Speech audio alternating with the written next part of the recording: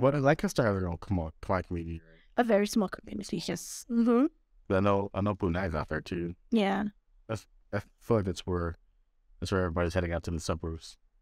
I mean, Because it's bigger, it's like more space out there, right? it is, but again, like their community, so I know them like very well, of course, because my family's out there, and my uncle's actually the president for the Smokum out there. Oh, they have a smoke out there? Yeah, it's very small though. It's more for like funerals, like funeral announcements and stuff. So their New Year is different. So they rent out like a fire hall.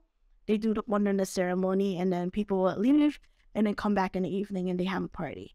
That's how they celebrate New Year's there. So it's not like New Year's here where, it just lands on the weekday. They have it during the weekday, like the one part of it. Small. It's very small out there because every year we do it. Like they always celebrate their New Year's before ours. So, yeah, usually every year I will go out there and hang out with my cousins and stuff out there. But the community, like, yeah, there is a community. And same with Lebanon, PA, which is about an hour away from Lancaster.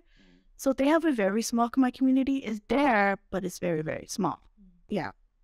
I only been to Lancaster once, and it's really cute. It's like has like a small town vibe, yeah.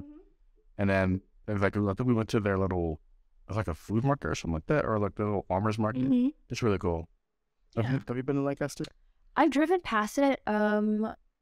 Yeah, because my sibling, they go to, actually, funny story, they go to the college that Nat works at. Oh, that's so fun. Yeah, so they know each other, and like Nat would buy eggs from them. Oh my And like buy, because they are like, there's a garden community, like community garden there, and Nat always communicates with them for like eggs and fruits and vegetables and stuff like that. So they know each other, and whenever they meet each other, they just send me a picture. I'm like, okay, that is cool. I work with Jade here. I was like, you hanging out with Nat there. That's so funny. Yeah, so I drive by Lancaster to go see them, but then in Lancaster specifically, like always driven by. I haven't gone to the market yet, but we did stop maybe a couple times for like pie. Shoe-fly pie. Oh, she for French. Yeah. Huh? It's like the known Amish pie. Yeah. Shoe-fly. Shoe-fly. Shoe-fly pie. Yeah. Why is it called shoe fly? And is it like peanut, like chocolate? It's like chocolate and like apple. No, I don't know, because when we went to when we went to the buffet, that was like the main thing I had to have. Like I was like, I gotta try it. Like, so all the old people were sitting there, like all the ladies around me were like sitting there, like, are you gonna eat it? And I'm like, y'all looking at me, Yeah, at the buffet. It was different. Like, I think it's chocolate. It was like chocolate and like nuts. Is there nuts in there? Yeah, it's like pecans or something in there. I don't know. Go and get something. You probably drive by it whenever you're in Lancaster. It's like we go to like that little like the mill, The bell. Dutch mill. That's what it's called. Yeah, Dutch mill. Because I've been to, because I took my mom to Lancaster to see the Amish village. Yeah. But I didn't see it there. Well, maybe I wasn't looking, but we bought. That's what they're known for. Yeah, that's what they're known for. They're known for their shoe fly pie. Yeah. Next time I'll check it out. It sounds good. It was different. It was like a lot of things going on. Like sweet and savory. It was really sweet. It's not really sweet, but I wouldn't say sweet. I think the texture is not a typical Pie crust texture. It's Yeah. like a more like soft, like you know what they remind me of? The peanut butter crustables. Yeah. The peanut butter jelly crustables. Yeah. That's what they remind me of. Like actual bread. Yeah. The texture's kind of like it, like soft. Really soft. Yeah. It's really soft. It was different. It was like when I tried it, and they was just all staring at me, and I was like, it's still better. Yeah, like all the years, like especially like Saren's mom was sitting right next to me. She's like, how is it? Yeah. It was so different. So I was like, okay. I was like, I'm ready. I was like, yeah.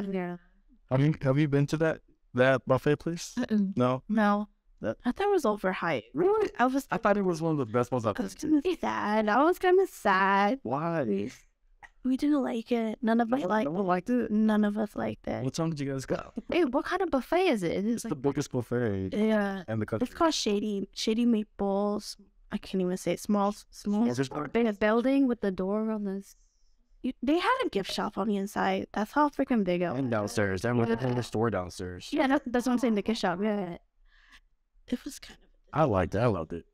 What time did you go? We went like. I went on Mother's Day. Oh, they probably had all the good shit. I'm a mom. No, you probably had a good shit. I don't know. I felt like we just felt like it was too overhyped. Because we went like 1:30, like 2 o'clock. We got there like at 2 o'clock. Yeah. And then we left a little bit before dinner. So That's a good time though. Like yeah. I found out through it from Mark Wines' YouTube. Oh yeah. Because he talked about, he said the best time to go is around that time, like you went. Yeah, but everything was really salty. Like overseasoned. It was over seasoned, and then like everything was like really, like the vegetables wise was really, really soggy. So it was kind of a disappointment for us. We were kind of sad. Yeah. I mean, the only thing that was good was the ice cream because it was in the machine, right? That's about it. That's stuck with generic stuff. Yeah, I mean, like the fried chicken was good, but again, I think they overseasoned it. It just needed really salty. The potatoes were like undercooked a little, or like some, like it was crazy. Like some of my potatoes were like undercooked, and then some of it was like overcooked. I was like, what are you mushy? I was like, no. Then like the broccoli was like super soggy. I was like, oh. And no one liked it? None of us liked it. We were like super sad. Yeah. I think I liked it because it had everything you need in one buffet. Because like I've been on the search for like a buffet that has everything. Like Golden Corral is kind of close, but it doesn't have a build your own burger before. I prefer it. See, the build your own burger, we really liked it, but I asked for medium rare. Did it freaking well done, and I was kind of pissed. I'm never wild to make it. Yeah, I was like, ugh. But yeah, I mean, it was good. It was. We were glad that we got to experience it, but we were like, okay, if we come next time, hopefully it's better. Maybe it's just like today that was probably off. We were kind of upset. I mean, we went starving, you know. Like we had again, when we did the tour, we stopped by one shop and they had like fresh pretzels, and oh my god, the Amish pretzels are so good. So that's the only thing we had. Like I think if we didn't have anything, maybe it might have been, I don't know, but I just think it was just too overseasoned or too soggy, too dry, whatever. I get that. Yeah.